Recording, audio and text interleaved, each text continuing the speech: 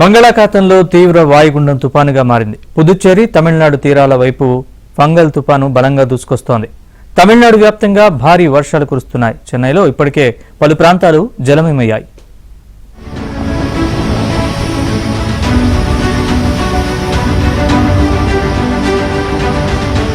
Fengal తుపాను కారణంగా తమిళనాడు వ్యాప్తంగా చాలా జిల్లాల్లో భారీ వర్షాలు పడుతున్నాయి. ఇక రాజధాని చెన్నై నగరం ఇప్పటికే జలమయం కాగా భారీ వర్షాలు కురుస్తాయని హెచ్చరించిన వాతావరణ శాఖ రెడ్ అలర్ట్ జారీ చేసింది. ఈ నేపథ్యంలో అలర్ట్ అయిన ప్రభుత్వం చెన్నై నగరంలోని స్కూళ్లు, కాలేజీలకు సెలవులు ప్రకటించింది. మరోవైపు సాఫ్ట్వేర్ సంస్థలు, ప్రైవేటు ఉద్యోగులు కూడా ఇంటి నుంచే పనిచేసుకోవాలని సూచించింది.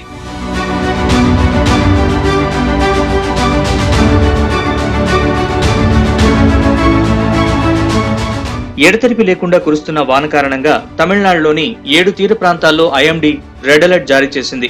తుపాను పుదుచ్చేరి తీరాన్ని తాకే సమయంలో గంటకు 90 కిలోమీటర్ల వేగంతో గాలులు వీచే అవకాశం ఉందని పేర్కొంది. భారీ వర్షం కారణంగా చెన్నై ఎయిర్పోర్ట్ లో 10 విమానాల రాకపోకలు రద్దయ్యాయి. విమానాల్ని రద్దు చేసినట్లు ఇండిగో ప్రకటించింది. అబుదాబి నుంచి చెన్నై రావాల్సిన ఇండిగో విమానాన్ని బెంగళూరుకు మళ్లించారు. సబర్బన్ పరిధిలోని అన్ని లోకల్ రైళ్ల సర్వీసుల్ని కుదించారు. అంతకుముందు అక్టోబర్ చివరి రోజుల్లో తుపాను దానా వచ్చింది. ఇది ఒడిశా, మహారాష్ట్రలో విధ్వంసం సృష్టించింది. ఇప్పుడు నవంబర్లో ఫెంగల్ తుపాను విధ్వంసం సృష్టించడానికి సిద్ధంగా ఉండడంతో ప్రస్తుతం 7 రాష్ట్రాలు హై అలర్ట్ లో ఉన్నాయి.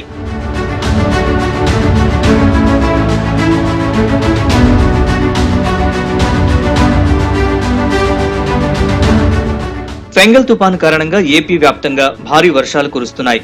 ముఖ్యంగా రాయలసీమ జిల్లా నుంచి మొదలుపెట్టి దక్షిణ కోస్తా వరకు వీటి ప్రభావం కనిపిస్తోంది.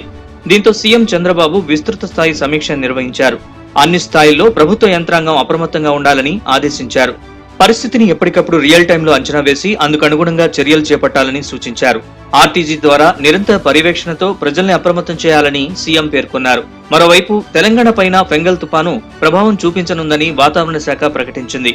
వరంగల్, ఉమ్మడి ఖమ్మం, ఉమ్మడి నల్గొండ జిల్లాలోని కొన్ని ప్రాంతాల్లో ఈదురుగాలులతో కూడిన వర్షాలు కురుస్తాయని ఐఎండీ పేర్కొంది.